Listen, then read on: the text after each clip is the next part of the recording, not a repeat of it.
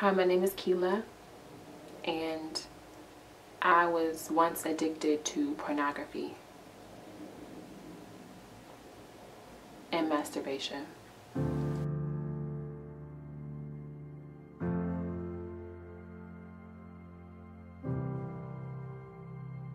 I convinced myself that it was okay, but at the same time it was destroying a part of me.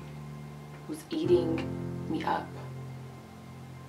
It was taking all of the things that were inside of me for good, and it distorted them. It burned it up. It killed it. I could no longer look at people the same way. My mind's thoughts were filled with graphic images. I was craving just a sexual high all the time.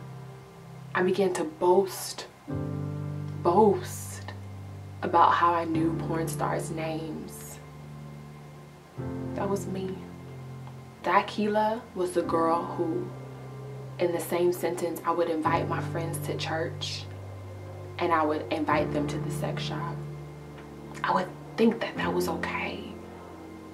And to think that God was pleased with that because, oh, I'm not having sex, so he must be okay with it.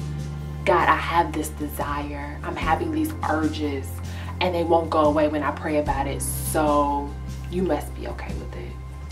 I was convincing myself to sin. I convinced myself to live to encourage sin, not only in me, but in other people. I tried to stop several times. I would pray. I would get rid of stuff. I would just do so many things to stop this addiction that I had, but none of it seemed to work. None of it seemed to work. But the only thing that worked, was when I increased my desire and time with God. Before, I said that I was really trying to get rid of this sin and to walk away from it, but I really wasn't. I would say a quick prayer. I would, pray about it and, cry over it and just be so sick of myself over it. But I wasn't really trying to let go of it. I was still filling myself up the same level with God, or even less than I was with sin. I was sinning the same or a higher amount than I was spending time with God.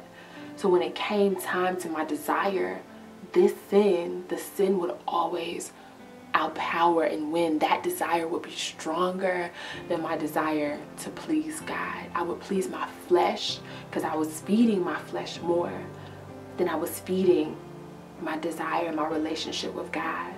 So of course, when it comes down to that decision, that turning point, I chose my flesh. You can pray all you want. God help me, God please. But until I spent time with him, until I was like, okay, God, let me get back into let me cry after you. Let me really spend time with you. That was when it started to change.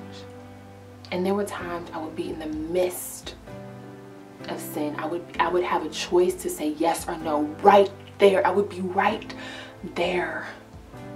And I would just begin to be so disgusted with myself. So just sick and disgusted with myself. And that's when God started to change my heart. The more I spent time with him, the more he made me disgusted for me living in my sin. And pretty soon that disgust turned to hate, turned to I don't even want to look at you. I don't want nothing to do with you. My body is a temple now. Devil, you can no longer control my thoughts. My thoughts are for God. That is what it had to be. But it had to be with that small step. And I'm not even going to sit here and tell you that I just stopped one day. Oh, it was over. This was a journey. First of all, it was a journey of my mind. Because ever since I was introduced to it in 11th grade, it's been a process of me even realizing that this is not who God created me for. Pleasing myself masturbating, pornography, and we try to justify it to say that it's not sexual sin. What? Who? When you produce that type of intimacy, you're connecting with someone, with something. And when you're doing that out of the context of what it was created for, you're inviting the enemy in to commune, to be intimate with the enemy. You're having that peak, not with the person. Who are you having it with? Who is giving you that drive? God created those feelings, those expressions in you, but only within the context of marriage.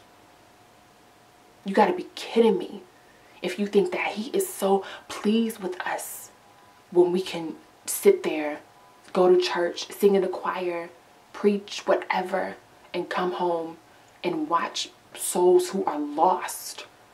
These porn stars, they are lost too. We should be praying for them. We shouldn't be in intimacy with the devil, with him. So it had to be an overpouring.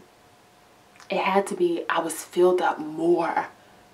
I wanted more of God than I wanted my sin. My sin had to be knocked down. It had to be purified.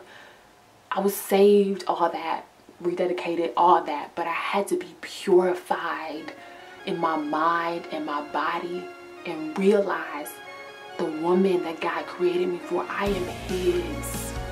And the closer I got to him, the more he showed me how everything is his. He don't just want a part of me. He don't just want my hands. He doesn't just want my head. He wants all of me. Because he made you. He made me. So I just want to share that story with you. That's simply that. You might be struggling with it. You might not. You might think it's disgusting. You might just, I don't care if you think of me differently. I don't care, because the reality is, that's my story. God will not have you out here desiring the things that the enemy produced for you to become spiritually dead. Hallelujah. He would not have you out here desiring patterns, desiring sin that the enemy created for you to become spiritually obsolete, for you to become stagnant in your walk with God. He would not create that. He would not put those desires in you. So the fact that as Christians, or even if you're not a Christian, if you're watching this for the first time and you may be feeling some type of way, it doesn't matter. But the fact that we convince ourselves that it's okay to live this double standard life, that is not of God.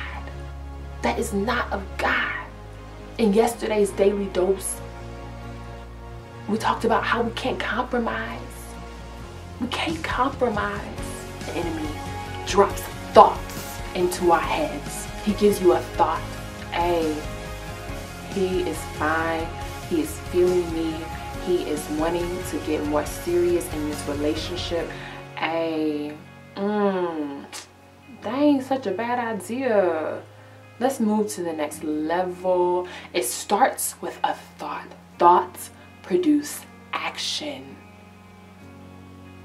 Just ask yourself, is that thought going to lead to a sin? Is that thought already a sin? And purify your hearts for Christ.